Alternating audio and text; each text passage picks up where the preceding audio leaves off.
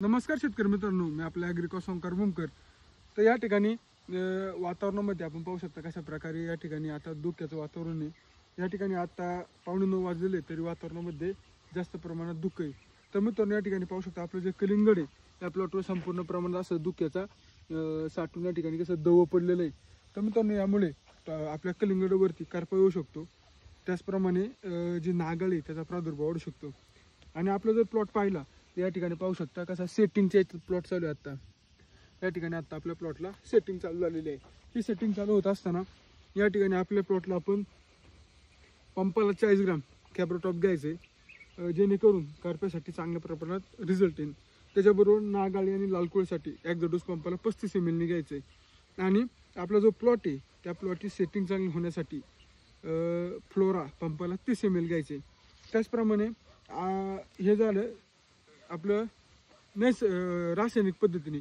त्याचप्रमाणे आपलं नैसर्गिक पद्धतीने जर आपल्याला प्लॉटची जर चांगल्या प्रमाणात सेटिंग करायचं असेल, आपल्या प्लॉटमध्ये मधमाशीचा वावर जास्त प्रमाणात करायचा असेल तर या ठिकाणी आपल्या घरचे जे पोतं असतं ते पोतं घ्यायचं, ते 7 ते 8 लिटर पाण्यात भिजवायचं. 1-2 किलो गुळ घ्यायचा, त्याच्यात 100 ग्रॅम वेलची पावडर घ्यायची आणि 50 ग्रॅम खसखस घ्यायची.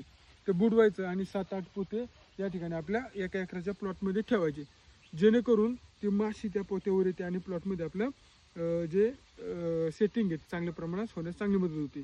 त्याचप्रमाणे मित्रांनो टोमॅटोवरती ह्या दिवसात जास्त प्रमाणात माव्याचा प्रादुर्भाव होत असतो. ज्यावेळेस आपल्या प्लॉटची सेटिंग चालू असते आणि माव्याचा प्रादुर्भाव होतो त्यावेळेस प्लॉटला कव्हरेज देणं अत्यंत महत्त्वाचं असतं. त्यासाठी आपण जी जैविक प्रकारची कीटकनाशके त्यांचा वापर केला पाहिजे. ॲक्झोडोस असेल, दमन 37 असेल, बायोआर 303 असेल, मोविंटो ओडी असेल, यांचा वापर आपण करणं अत्यंत गरजेचं राहतं.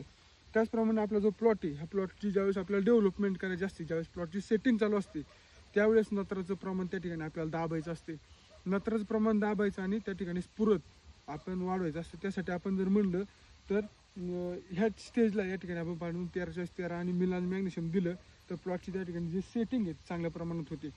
ज्यावेळेस आपल्या प्लॉटची सेटिंग होईल त्यावेळेस प्लॉट जर आपल्याला ज्यावेळेस फॉलवायचा असेल त्यावेळेस आपल्याला लागेल तसा प्लॉट त्यावेळेस लागेल असे मार्केटमध्ये ऑटो सोल भेटेल, त्यामुळे आपल्याला प्लॉट पळवता येतो.